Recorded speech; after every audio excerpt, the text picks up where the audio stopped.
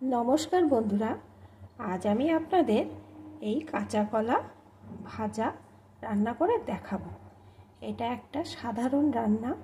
এই সাধারণ রান্না কিভাবে অসাধারণ স্বাদের হয় সেটাই আজ আমি আপনাদের করে দেখাবো। আমি জানি আপনারা অনেকেই রান্নাটা করেন, তবে আমি কিভাবে করি সেটাই আজ আমি আপনাদের দেখাবো। আমি এখানে 4টে কাঁচকলাকে কেটে লবণ হলুদ দিয়ে জলে কিছুক্ষণ ভিজিয়ে রেখেছিলাম, যাতে এই কাঁচা কলার কষটি বেরিয়ে যায়। এখন আসুন দেখতে থাকুন বন্ধুরা, আমি কেমন করে এই ভাজাটা করছি।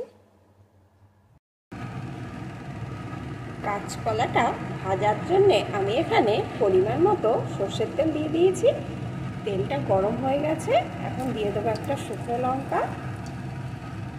লঙ্কাটাকে একটু লাল লাল করে ভেজে নেব।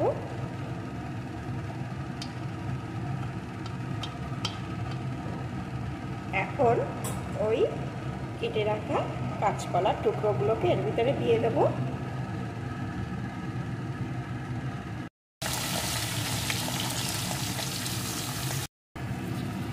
এখন দিয়ে দেব পরিমাণ মতো লবণ,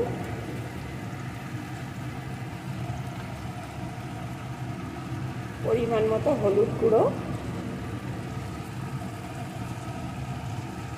একটু লঙ্কা গুঁড়ো। এখন সুন্দর করে ভাজতে থাকবো। প্রথমে আমি আঁচটা হাইতে রেখে কিছুক্ষণ ভেজে নেব।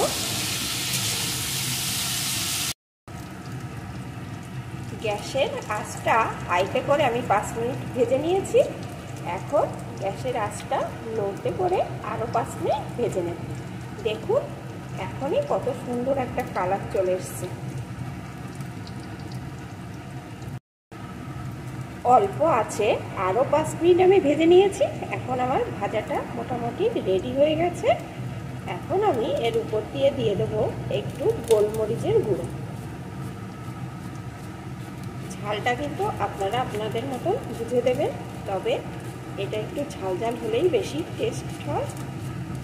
এটা কিন্তু খুব সাধারণ রান্না, তবে এর স্বাদটা কিন্তু অসাধারণ হয়।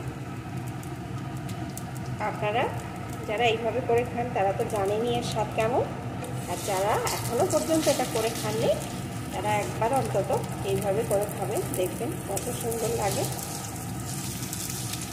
এখন আরেকটু এইভাবে উল্টে দেবো।